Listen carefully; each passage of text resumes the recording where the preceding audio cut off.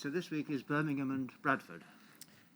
So yes, so we start this morning with looking at some of the documents we've referred to in the written note we've produced about Birmingham Haemophilia Centres, with particular focus upon the Birmingham Children's Hospital.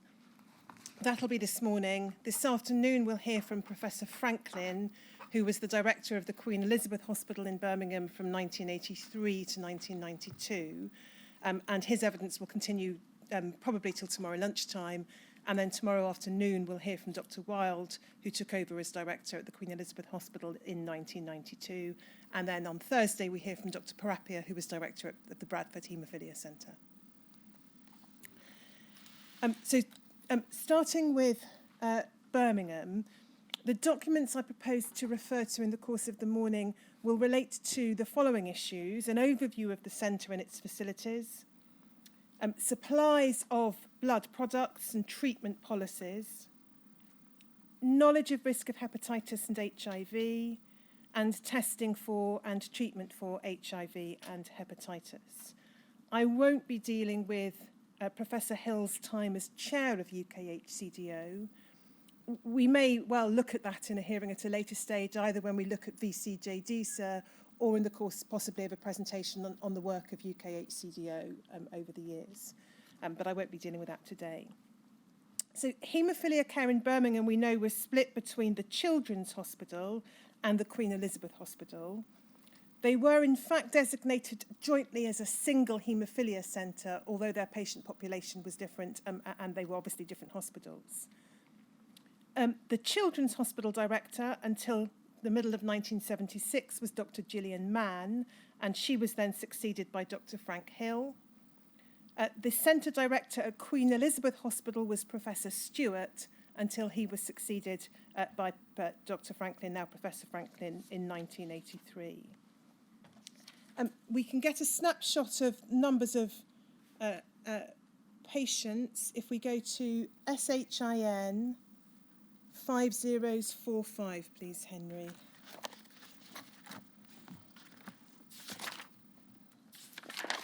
And if we could go to the last 2 pages, please. Thank you. So we can see this is as at 1974. We have a summary in relation to the Queen Elizabeth Hospital, 491 patients registered, 103 attending for treatment, of which 80 haemophilia, 15 Christmas disease, 8 von Willebrands. And we can see there the facilities described as a 24-hour advisory service, specialist consultant service for surgical, dental, physiotherapy and social care, home therapy programme instituted, and I'll come on to the home treatment arrangements, reference laboratory service, educational facilities, and then available factor concentrates, cryoprecipitate, freeze-dried factor 8 and freeze-dried factor 9. And then in relation to the Children's Hospital, we can see number of patients registered 120, number attending for treatment 80, 50 haemophilia, 10 Christmas disease. 60, in fact. Oh, sorry, 60, yes. 50 haemophilia, 10 Christmas disease. And then 7,900 units of cryo and 231 bottles of Oxford Factor 9 administered. Again, we'll look back to that. 6 children receiving home care at the moment, several more have applied. And then the same facilities. So for your, and indeed others' benefit, although I won't go to the details of the rest of the document now, similar figures are set out for other haemophilia centres within the West Midlands region, of which the most sizable at the time were at Coventry and North Staffordshire, as well as a number of rather smaller ones. And we have similar data there. Could we have up, please, Henry, HSOC? Sorry, I should say, although both hospitals were jointly designated as a single haemophilia centre, they were not designated as a reference centre, and it was in fact a number of years until the Children's Hospital was recognised as what was then called a comprehensive care centre. The reference centre for the West Midlands region remained the Oxford Haemophilia Centre during the 1970s into 1980s until 1989. Henry, could we then have HSOC 0019918_011, please?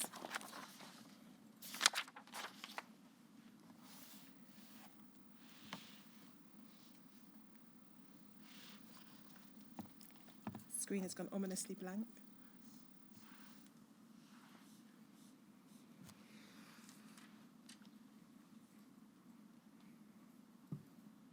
Thank you.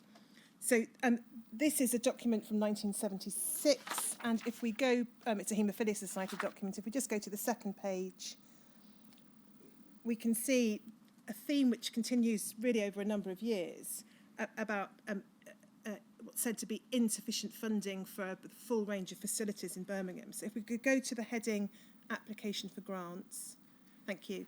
The second paragraph refers to Dr. Hill having been appointed as director at the Children's Hospital and having applied to the appropriate authorities for funds for new equipment to assist in the research projects, we don't know what those are at this time, sir, and diagnostic facilities that were planned both there and at the Queen Elizabeth Hospital.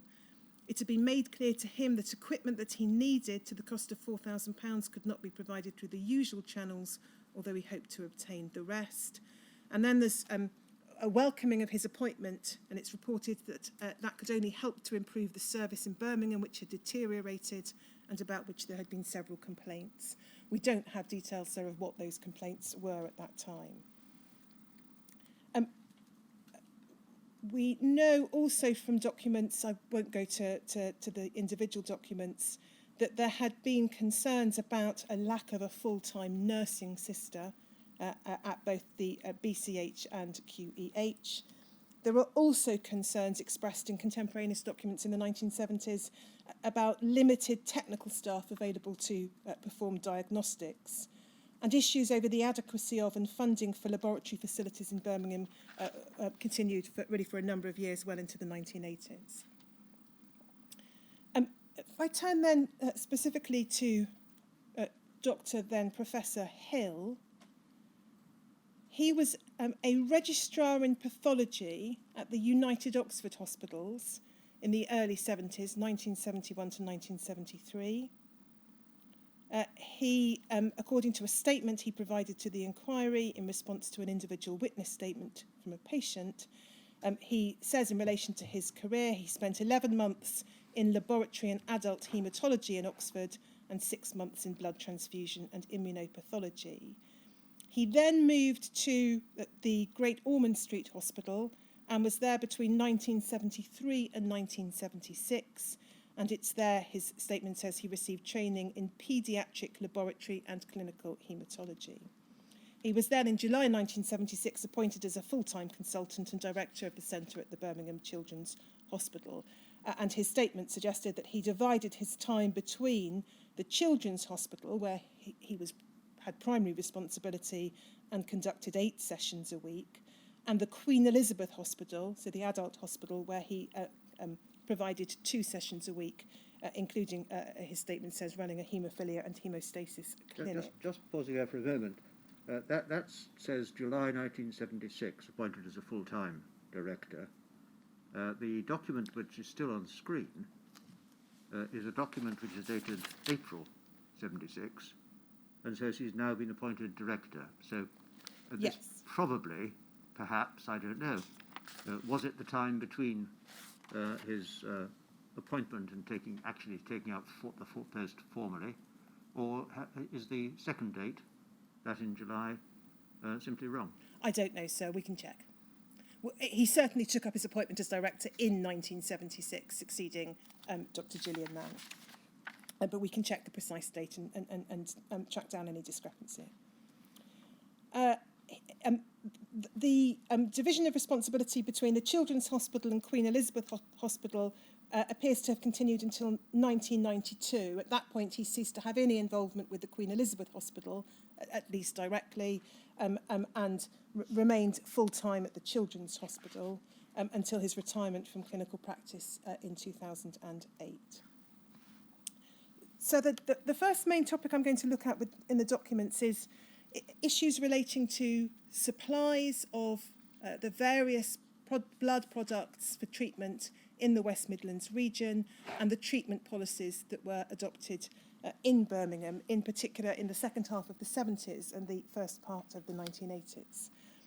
Henry, could we go back to SHIN 0000045, so 5045.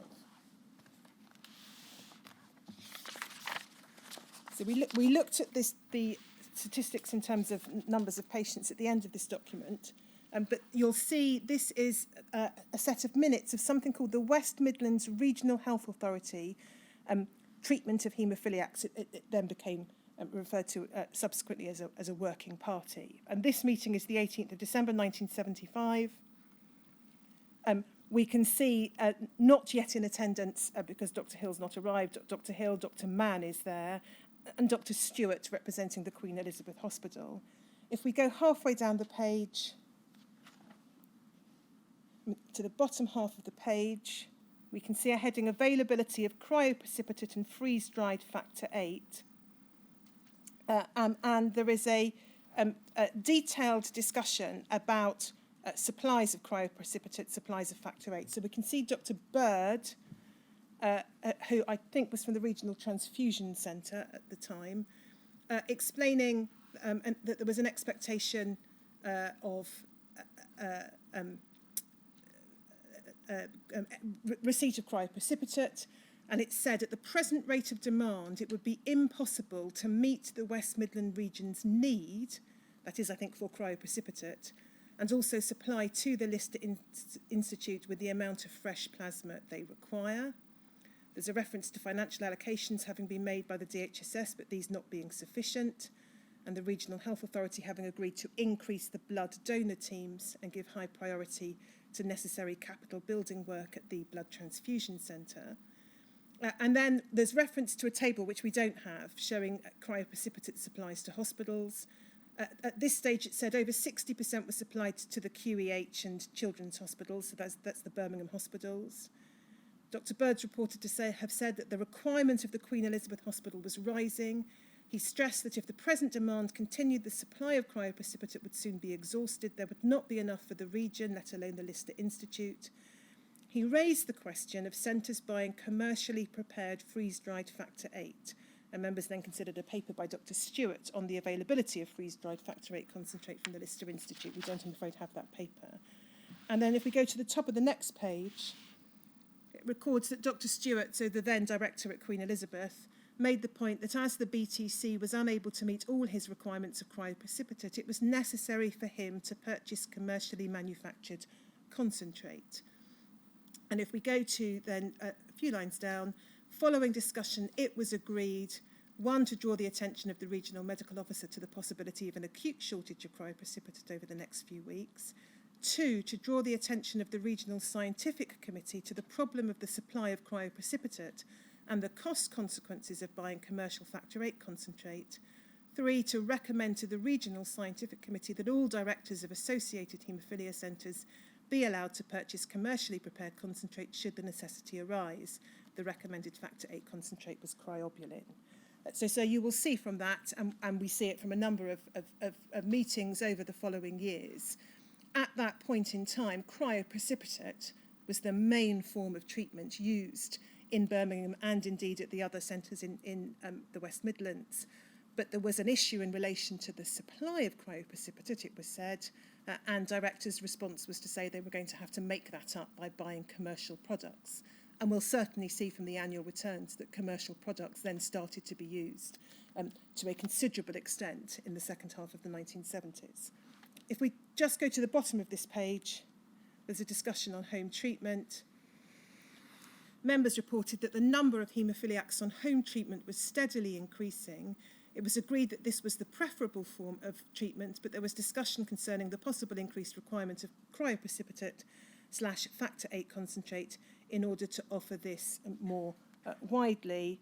And if we go to the next page, second paragraph, the working party agreed that home treatment should be instituted in suitable patients where possible. We'll see in a little while some documents which show that home treatment was ongoing in Birmingham at this time and steadily increasing, and that the product used was, at least to start with, cryoprecipitate for home treatment.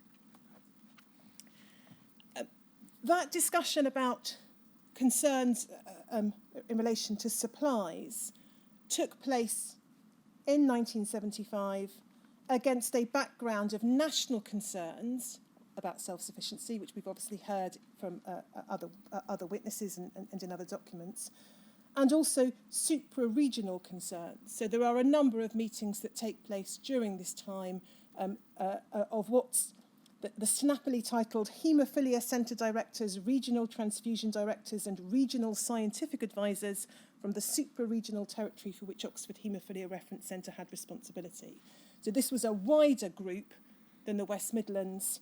I won't take time now going to the documents they're referenced in our written presentation, but concerns about supplies, both nationally in terms of the failure to achieve self-sufficiency, and within that broader region were being voiced by Dr. Ritzer, Dr. Biggs, Dr. Maycock and others in the course of those meetings. If we then move on to 1977, still now within the West Midlands region, could we have SHIN 5042, please?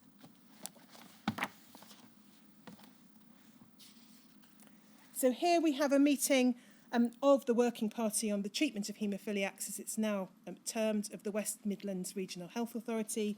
This particular meeting is the 23rd of May 1977, and we can see that Dr. Hill is there in attendance from the Children's Hospital and Dr. Stewart from the Queen Elizabeth Hospital. If we go to the second page, we can see in the second paragraph, again, a discussion about supplies. Dr. Bird said that the blood transfusion centre's stocks of factor VIII concentrates have been used up. The concentrate supplied by the Lister Institute was not being used at the rate which had been predicted. The demand for cryoprecipitate was going down. He pointed out that there was no policy for the allocation of this material. And then there are particular concerns expressed by Dr. Shinton, who was the director of the Haemophilia Centre at Coventry. And there's a question as to why he was having to pay for concentrate where Stoke and Birmingham had a free allocation from Lister. This is presumably NHS concentrate. We see from the last sentence of this paragraph it being pointed out that much of the factor VIII used by the Queen Elizabeth Hospital was supplied direct by the Lister Institute. So it appears that at that time the Queen Elizabeth was receiving at least some supplies of Lister factor VIII directly from Elstree, not simply reliant upon supplies from the Blood Transfusion Centre. If we just go to the next page, please, Henry. This is in the context of a discussion about funding for a haemophilia nursing centre, but if we just look at the third paragraph, we'll see, again, one of many expressions of concern about inadequate funding. Dr. Shinton is recorded to have placed on record the fact that in his view the first essential was to ensure adequate central funding for the supply of commercial factor VIII concentrate for issue by the BTS in the first instance. And it would appear he regarded that as more important than funding for the appointment of a haemophilia sister. If we then move on a year to 1978 and go to SHIN 5040, please, Henry.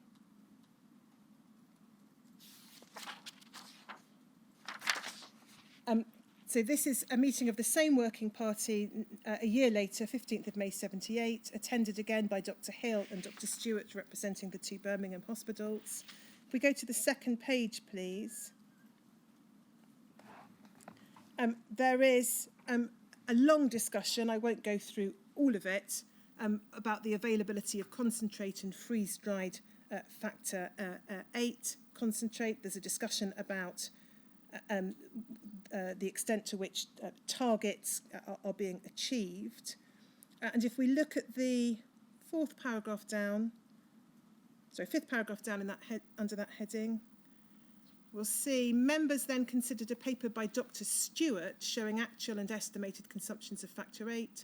Dr. Stewart pointed out it had been estimated that in 1977, figure just over 2 million units of factor VIII would be used. The actual number was 2.197 million. And then an estimate in relation to cryoprecipitate showing that the actual number of units of cryoprecipitate used was significantly less. So there's a reduction in the amount of cryoprecipitate from that which had been expected, it would appear. And then if we go to the next paragraph, please. we see in the second sentence Dr. Stewart explaining that the amount of cryoprecipitate had dropped from just over 2 million to just over 1.5 million between 1976 and 1977, while the amount of commercial factor VIII used had doubled, and that produced by Lister had remained the same. So the picture is of decreasing use of cryoprecipitate, but still being used in not insignificant quantities. Significant increase in the amount of commercial factor VIII used, and a steady amount of Lister or NHS factor VIII being used.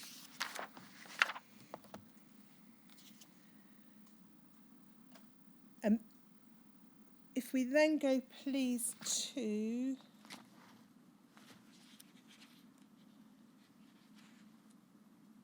SHIN 000033.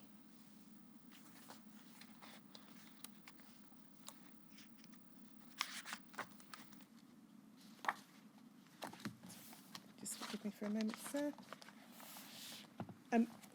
What we see, and I'm obviously not going to go to all the minutes, what we see from the minutes throughout this period, that there is a regular discussion in the West Midlands region about supplies. I'll come on in a few minutes to the fact that there is, by 1979-1980, a regional contract has been placed for the production of commercial supply, for the supply of commercial concentrates. There is a decreasing amount of use of cryoprecipitate. Concerns about shortfalls lead to increased production of commercial supplies. This is a meeting in which Professor Hill complained, for example, about the cost consequences of having to purchase commercial product. And I'm afraid I haven't noted the precise reference. I'll come back to that if necessary. The idea of increasing the use of cryoprecipitate wasn't apparently discussed again until a meeting of the Working Party in June of 1982. If we have SHIN 5032. Sorry, Henry, that's the reference I meant to give you. And we go to the second page. So this is a meeting, June 1982. If we go to the bottom of the second page to start with, thank you, supplies of cryoprecipitate and freeze-dried factor VIII concentrate. So this is, again, a topic of regular discussion at these meetings.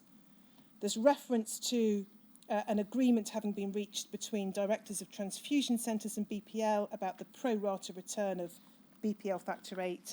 And then if we go to the next page, we can see it's recorded that in the fourth line down, in May 1982, BPL had announced that due to impending alterations, factor VIII production would diminish temporarily. And then there's a discussion about all solutions to meet this reduced availability of NHS factor VIII. There's a recommendation that all centres should endeavour to cut down on the use of factor VIII as far as possible and increase their usage of cryoprecipitate. But then what the agreement is, any shortfall would have to be met by increasing purchasing of commercial factor VIII. So although there is a reference to a suggestion or a recommendation that the way to deal with the shortfall of NHS factor VIII is to use less and use more cryoprecipitate, in fact, the solution that's reached upon is purchase more commercial factor VIII concentrates.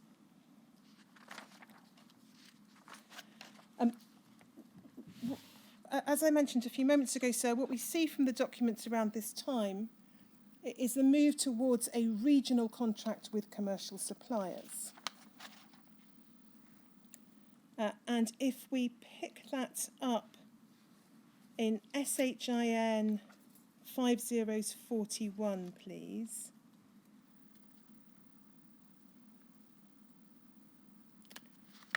This is a meeting in November 1977. If we go, please, to the second page, we can see again the bottom half of the page. There is a discussion about cryoprecipitate and freeze-dried factor VIII concentrate supplies. And there's a reference towards the bottom of the page to the possibility of central funding. And if we go to the next page, please. Towards the bottom of the page, there you'll see there's reference to DHSS central contracts.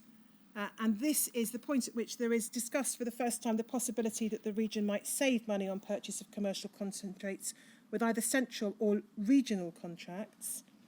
If we then go to SHIN 5040, please, Henry.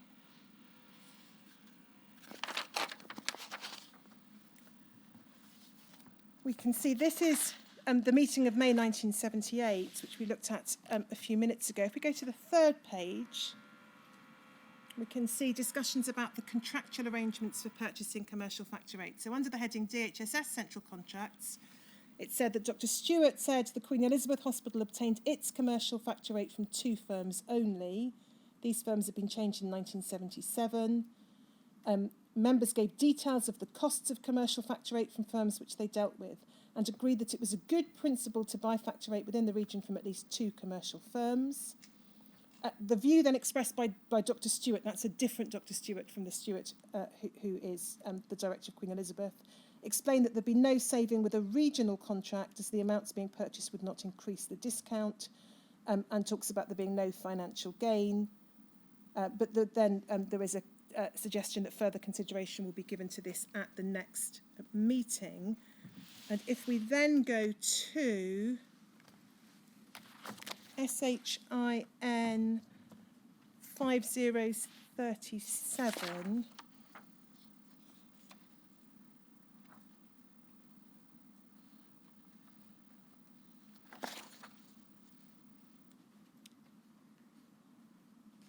this is the Working Parties meeting from December 1979. If we go to the last page, please.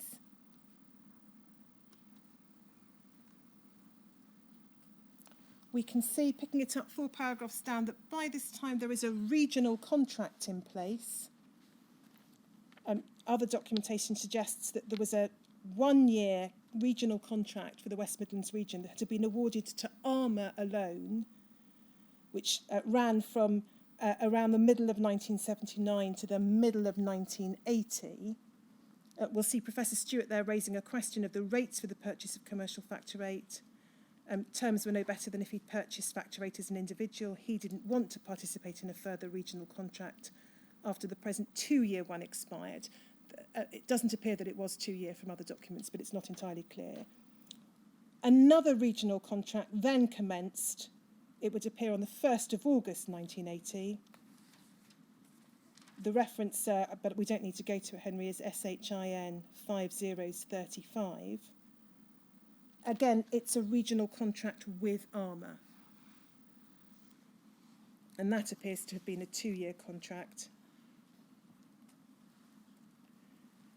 And the arrangements, according to the various discussions in the minutes, was that the commercial product would be delivered directly to the Children's Hospital in relation to Dr. Hill's requirements for commercial product.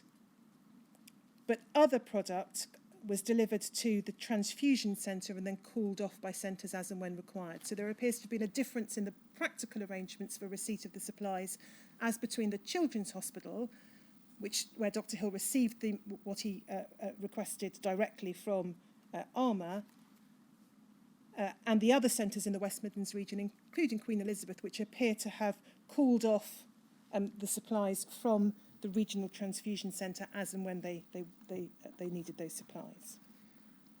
We don't have, I think, the contracts themselves, just the various references to them that we see in the minutes. We don't presently have the contracts themselves. So those were the discussions and arrangements taking place in the second half of the 1970s. And we see there the increasing use of commercial concentrate. That emerges very starkly from the annual returns. And we'll look at a handful of those returns over the second half of the 70s and early part of the 1980s.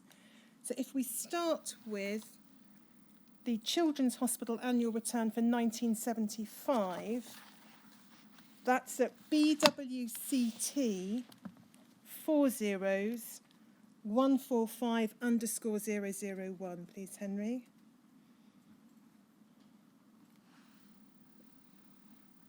So this is 1975. This is the Children's Hospital alone. The director is recorded as being Dr. Gillian Mann. That you'll note, sir, a reference there to being post-vacant. I'm not quite sure what that's a reference to. We see the number of haemophiliac patients treated during the year, 48, plus 4 with factor VIII antibodies and 10 with Christmas disease. And then we can see from the return, if we go down to the table, that the predominant usage is of cryoprecipitate, with a very small amount of NHS factor VIII concentrate, no commercial concentrates being used in 1975, a small amount of factor IX concentrate, NHS factor IX concentrate for those with haemophilia B, and what looks like a tiny amount from the plasma fractionation laboratory in Oxford, but that last entry is not entirely clear. So that's 1975. There are 3 documents that have been provided to the inquiry by individual core participants that illuminate the use of cryoprecipitate at this time, both for surgery and for home treatment. And we'll look at those documents if we may. Henry, could we please have, first of all, CWAL 601.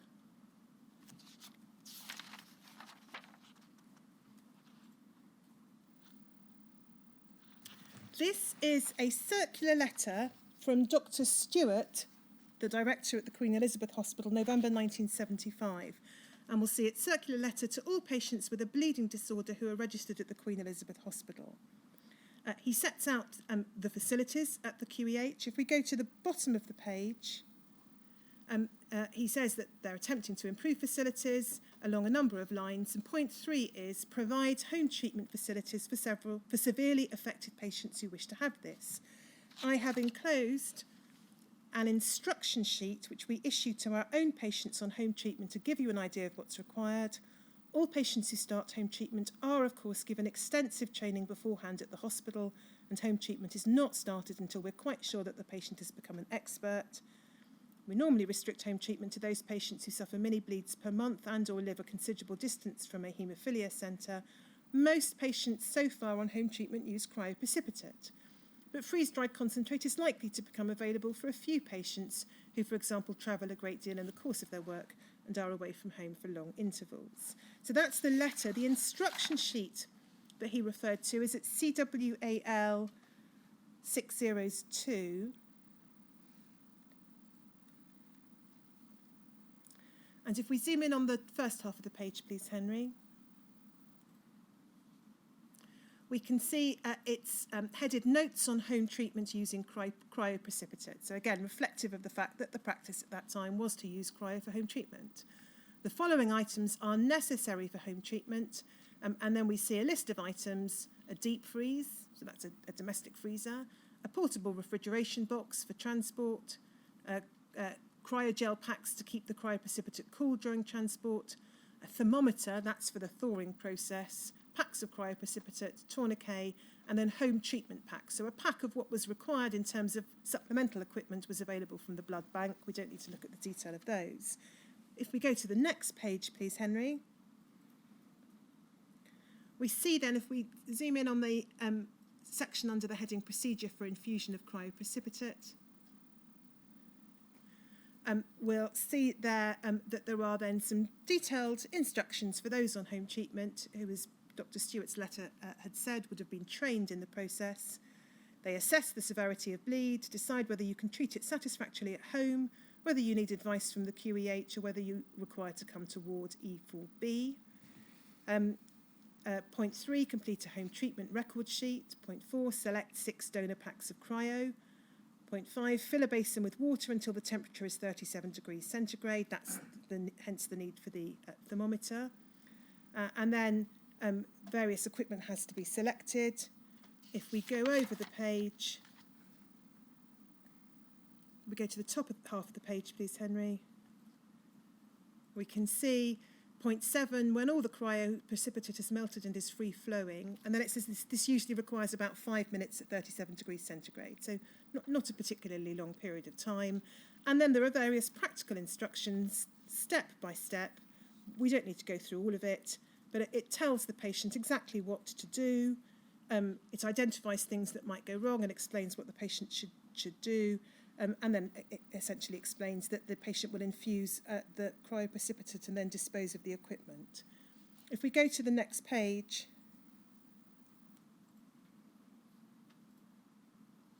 I should draw attention to paragraph, so the next page, please, Henry, my apologies. Paragraph 15C, which in the context of disposal of the equipment refers to placing the needles in a brown bag, and it says each brown bag should be kept in the orange stripe hepatitis risk sack, which must be kept in a safe place out of the reach of children. There's also the practical advice, never allow children to have used syringes as a water pistol. And then bottom of the page, telephone the blood bank at least 24 hours in advance before you call for a further supply of cryoprecipitate. So they're really a very revealing set of practical instructions which may help you understand how, in practical terms, the patients on home treatment used cryoprecipitate for their bleeds. We heard obviously a lot of evidence last week about Dr. Dormandy's use of cryoprecipitate at the Royal Free Hospital. It's clear from this that similar practices were in operation at the Queen Elizabeth Hospital in Birmingham in the mid-1970s. The second document that I wanted to look at, supplied by a core participant, is JEVA 5012.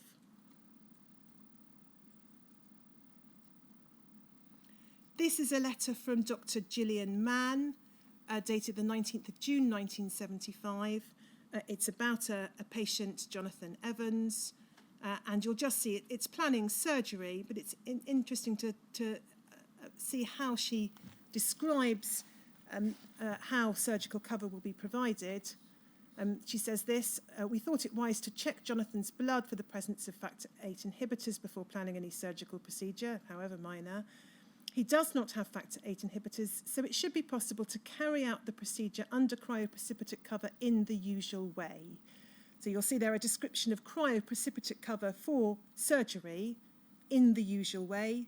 Appears, therefore, this wasn't a one-off, but something that was something of a practice. And this is in the context of a patient who was a severe haemophiliac. If we return then to the annual returns and move on to the 1976 annual returns, if we could have, please, Henry,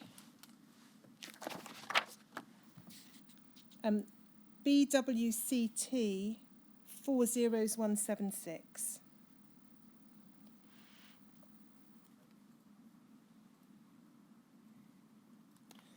So this is the annual return for 1976 for the Children's Hospital.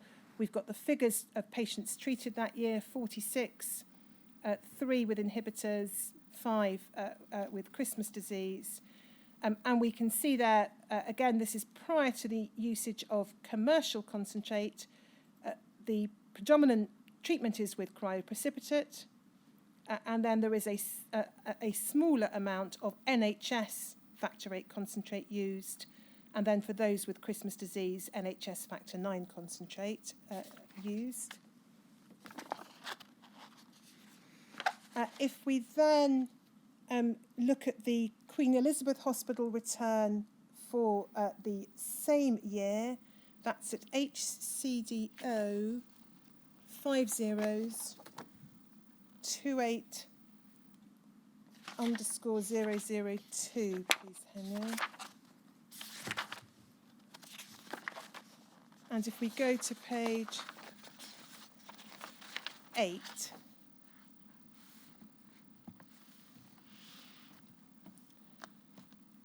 we can see here the entry for 1976, Dr. Stewart as director, 86 haemophiliac patients treated, 9 with antibodies, 7 with Christmas disease.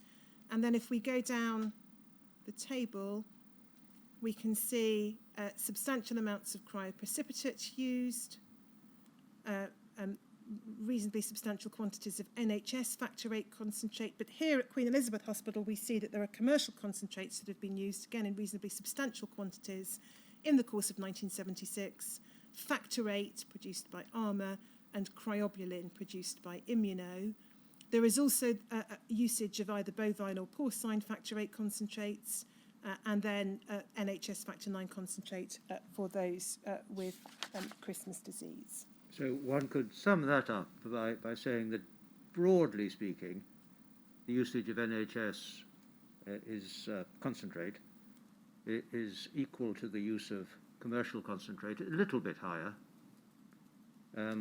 Cryoprecipitate is higher than either the NHS concentrate or the commercial viewed in isolation, but there is less cryoprecipitate used overall than there is commercial concentrate, by a rate of about 5 to 4. That sounds about right, sir. Broadly. Broadly. Around this time, 1976, we know from other documents that the home treatment numbers are given as follows: 30 patients on home treatment at Queen Elizabeth and 7 patients on home treatment at the Children's Hospital. That's as at May 1976 in one of the meeting minutes. If we then move on to 1977 for the Children's Hospital, could we have BWCT 40190, please?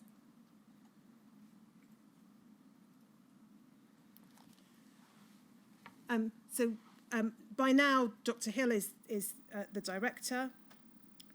Number of patients treated during the year, haemophilic patients treated during the year, 54, 6 with antibodies, 9 Christmas disease patients, 1 with factor IX antibodies.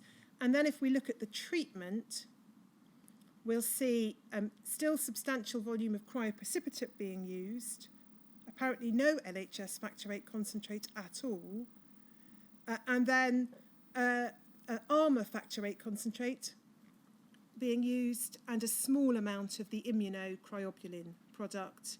And then for those with Christmas disease, it's still the NHS factor IX concentrate that's being used.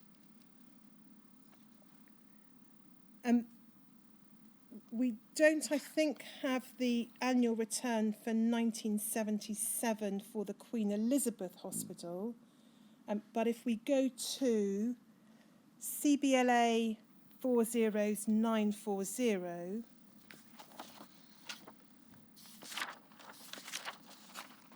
this is a report that was prepared for a working party, West Midlands Working Party meeting in 1979. But if we go to page 5, please, Henry. We've got figures there for 1977 for the Queen Elizabeth Hospital. We've got the number of patients there recorded: 79 haemophilia, 6 Christmas disease, 12 von Willebrands.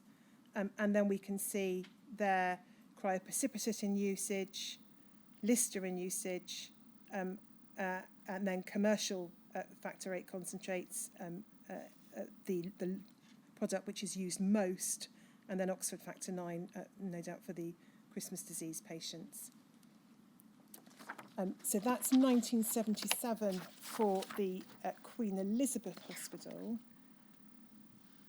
If we then go to 1978, we start to see a different picture emerging with the Children's Hospital. If we have BWCT 40189,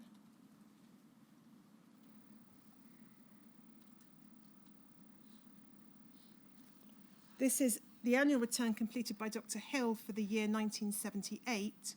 Total number of haemophilic patients treated during the year, 62, 4 with antibodies, 6 Christmas disease patients, 1 with factor IX antibodies. And then if we look down, we'll see it would appear that cryoprecipitate is still in use, so numbers being crossed out, and the number of bottles used looks like 4,541. There is usage in this year of NHS factor concentrate. There is then substantial usage, comparatively speaking, of commercial concentrate, and it's solely the Armour concentrate, which may no doubt reflect the fact that, as we've seen, there was by this time, or around this time, a contemplation of a regional contract with Armour as the sole commercial supplier. So we see there the volume of factor 8 units for that year, 287,198 Armour factor 8 units, and then again the normal picture in relation to factor 9, the use of NHS factor 9 concentrate and not commercial. If we go back to CBLA 40940, please, Henry. This is the document we looked at a few moments ago, and we go to the 6th page. We need to pick up the picture for 1978 in relation to QEH from this document. So these are the statistics for 1978, and the Queen Elizabeth Hospital, we see across the top line of the table, cryoprecipitates still in use, Lister NHS concentrate in use, but again the largest product used is the commercial concentrate, and then Oxford factor 9 concentrate for those with haemophilia B. Could you just go back for a moment? Just remove the flash across the page if you can, Henry. Thank you. On the children's, it's now talking in units. So can we look at, go back to the slide before, which is 40189 BWCT.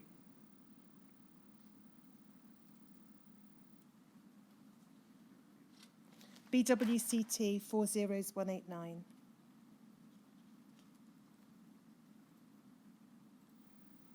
Because unhelpfully, the number of bottles of cryoprecipitate, or it would have been bags, presumably, has not been translated there into units. It would have been no. 317,870 if the Yes. second one's right. Yes. So it gives the impression here, for the first year, there have been more units of commercial concentrate used than cryoprecipitate for treating children at the Children's Hospital. Yes, well, if in fact we go back to, sorry, Henry, CBLA 40940, page 6. If we look at the Children's Hospital, the unit figures there are, as you said, sir, 317,870 for cryoprecipitate. The unit figure for commercial factor 8 is less than that. But the figure, if one adds together the Lister and commercial overall, shows that concentrates are being used significantly in excess of cryoprecipitate by that time. Yes.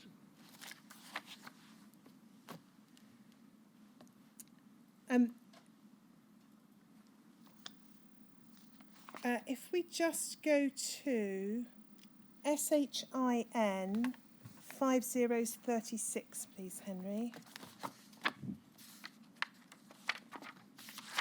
So we're now at 1980, and these are minutes of the Working Party meeting on the 19th of May 1980. If we go to the bottom of page 2, please.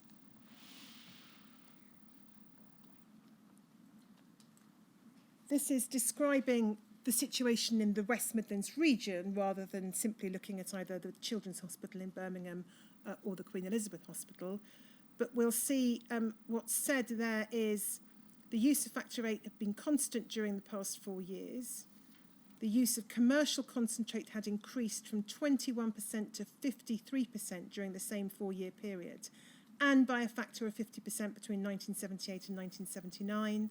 The use of cryoprecipitate had decreased, and you'll see there very substantially, sir, from just over 2 million units in 1976 to 443,400 units in 1979. And this indicated that there had been a move from using cryoprecipitate to using commercial factor 8, which involved an increased cost to the region. and then the observation is made, this seemed to be an apparent change of policy to purchase commercial factor rate and was costing in excess of £100,000 per year, yet no positive decision to change to commercial supplies had actually been made. And if we go to the top of the next page, we'll see that Dr. O'Shea, who was, I think, the director at Shrewsbury, said he wished to continue using cryoprecipitate, but he'd been unable to obtain the requested amounts from the BTS, and he asked if that could be increased. And then Dr. Bird is recorded as saying it wasn't possible to manufacture more cryo at the BTS because the plasma was needed to send to BPL. And then this, in the last sentence of that paragraph, the other members agreed that reversion to using cryoprecipitate would be a retrograde step, but the financial implications were recognised. It's not said there why it was regarded as a retrograde step. It may be the previous sentence. It may be, yes. Certainly the inconvenience, maybe, that's been referred to by other witnesses. And the lack of, comparative lack of reactions.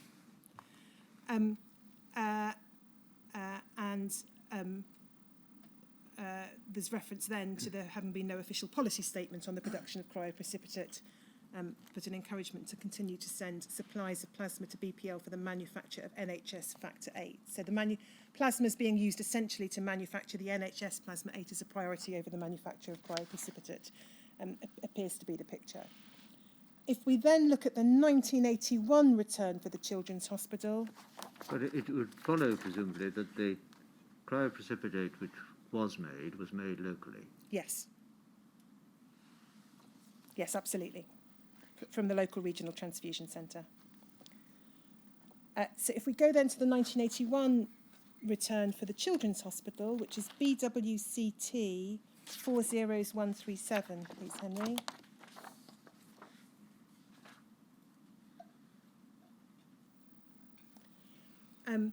This is the page in relation to Haemophilia A patients, Haemophilia A carriers and von Willebrand's disease patients.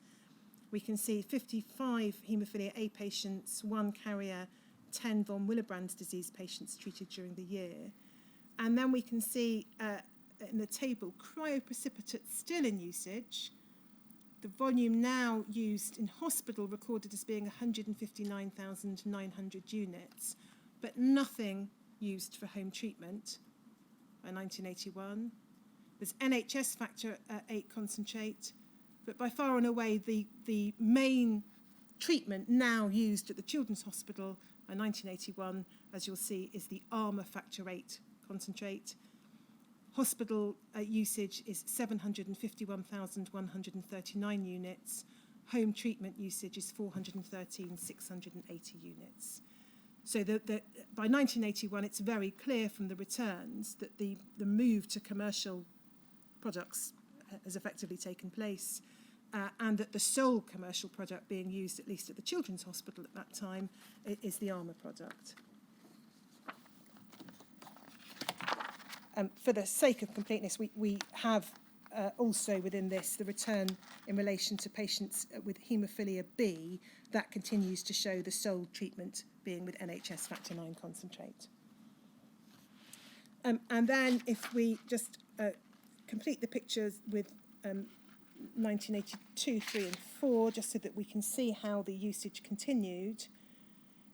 If we go, please, Henry, to BWCT 40141.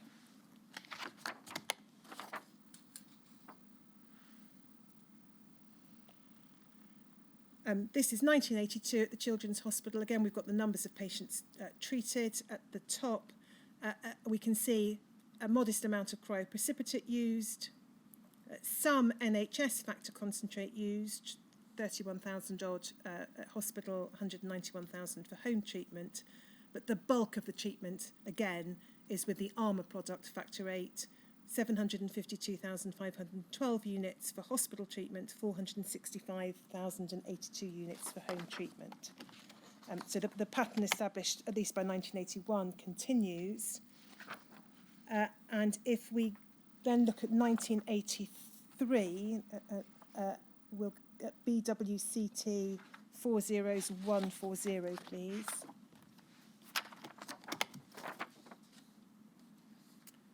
We can see again in the course of 1983, some usage of cryoprecipitates in hospital only, some use of NHS factor VIII concentrates both in hospital and for home treatment, but the bulk of the treatment again is with the ARMA factor VIII concentrate both for hospital and home treatment, and the NHS factor IX concentrate remains the sole treatment for those with Haemophilia B.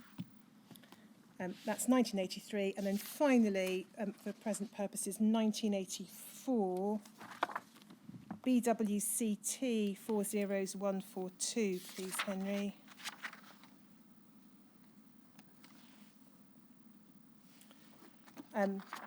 This first page shows us treatment for with factor IX. If we go to the second page, please. This is 1984 usage by Dr. Hill in relation to Haemophilia A patients, carriers, and von Willebrand's disease. We can see again there's a relatively small amount of cryoprecipitates used, including a small amount for home treatment, 13,000 odd units. Some NHS factor concentrate used both in hospital and at home, but throughout 1984, the vast majority of the treatment is with ARMA factor VIII. And you see there the figures, hospital 843,729 units, home treatment 825,537 units. If you look at those last 3 years and look at the relative proportions of commercial concentrate compared to NHS concentrate, it presents a picture where in 1981, or 1982 rather, it's roughly 25 times as much commercial as NHS. 1983 is about 15 times as much, and here it's about 8 times as much. So it's a reducing proportion of the commercial compared to the NHS. For some reason, it's tempting to think it might have been influenced by events elsewhere. I think I can only say so. There's no evidence in any minutes that there is a change of policy in response to, for example, the risk of AIDS. And of course, throughout 1983 and 1984, which are key years when one is considering the state of knowledge about the risk of AIDS from blood products, by far and away, the main treatment continues to be with commercial concentrates from ARMA. And of course, the second feature through those years is that there is only one commercial supplier Yes. Providing concentrates to the Children's Hospital, which may reflect the regional contract, but is nonetheless a noticeable fact.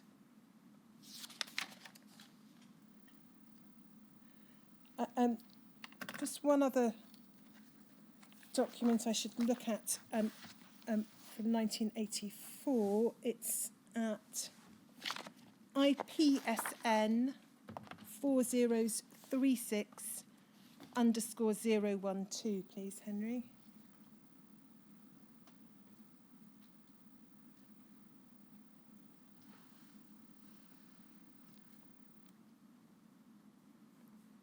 IPSN, so 5036_012.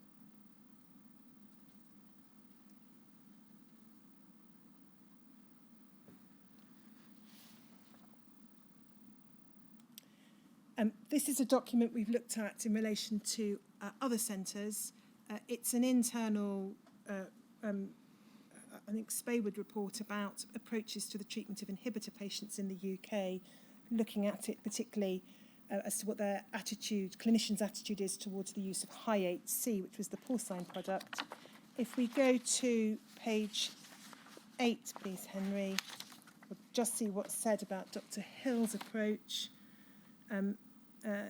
Under the heading Current Attitudes Towards High-8C, Birmingham, Dr. Frank Hill. Dr. Hill has responsibility for the patients at both the Children's Hospital and the Queen Elizabeth Hospital and has about 12 inhibitor patients at the former and 8 at the latter. This means that Birmingham have more patients than most of the reference centres. Dr Hill treats all the patients with human factor VIII in a similar way to Oxford. If that fails, he uses factor IX or fever, but would use porcine factor VIII if the cross-reactivity were favourable. He has fever available in the pharmacy on a sale or return basis and says he would be more inclined to use high HC if that was similarly available. And then this observation, he is extremely cost conscious and would not use high HC unless he thought there was a definite financial advantage in doing so. So that's an observation from one of the pharmaceutical companies with whom he had dealings from time to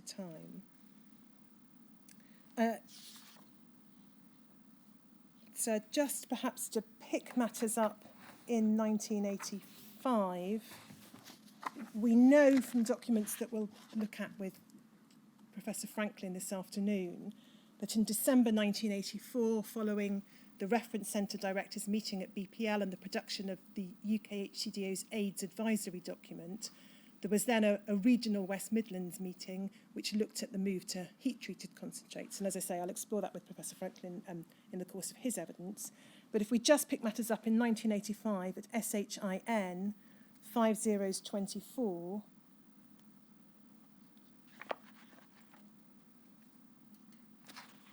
we'll see that in the course of 1985, the move is made regionally to heat-treated products. If we go to the bottom half of the page, Dr. Aller, who was by this time the director of the Regional Transfusion Centre, I think, informed the committee that supplies of heat-treated armour factor VIII were steady and there was no cause for concern. Pausing there, sir, you'll see that the region appears to have remained with armour as its supplier following the switch to heat-treated product. There's then a reference to NHS supplies, and it said that the majority of the supplies were being used for children and patients at the Queen Elizabeth Centre. A new NHS factor VIII preparation, wet-heated preparation, was awaited. And then if we go to the bottom of that page, sorry, Henry, last few lines, it will see that what's contemplated is that when there is more NHS factor VIII, i.e. heated NHS factor VIII, treatment policy should perhaps be changed so that children and young adults should take precedence. And on top of the next page, we can see the position in relation to factor IX. The use of unheated factor IX was continuing. So that takes one up to 1989. We don't have, in fact, the annual return, 1985, we don't have the annual returns for 1985, but a later working party discussion in 1987 records Professor Hill saying there was a fall in the use of factor VIII in 1985 and a number of operations had been postponed, and then a catch-up in the course of 1986. We do have the returns for the Queen Elizabeth Hospital for 1986, but again, I can pick that up with Professor Franklin. If we get to then 1988, just to complete, as it were, what the returns show us, BWCT 40143.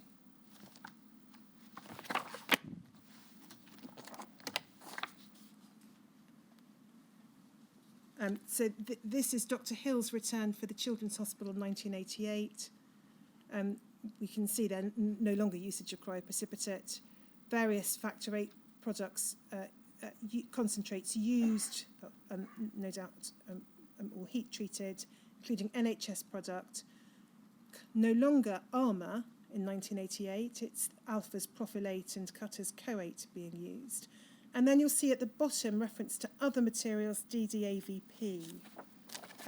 That is, I think, the first reference in the returns that we've detected to DDAVP. But we don't have all the returns, I should say. But from those that we have, that appears to be the first reference to DDAVP. So I'm proposing to turn next to what the documents tell us about Professor Hill's knowledge of the risks of hepatitis and HIV. I note the time. Could I perhaps do that after the break? Yes, well, let's take a break now, our usual morning break for 3/4 of an hour, and come back at 10 to 12s, if you please. 10 to 12.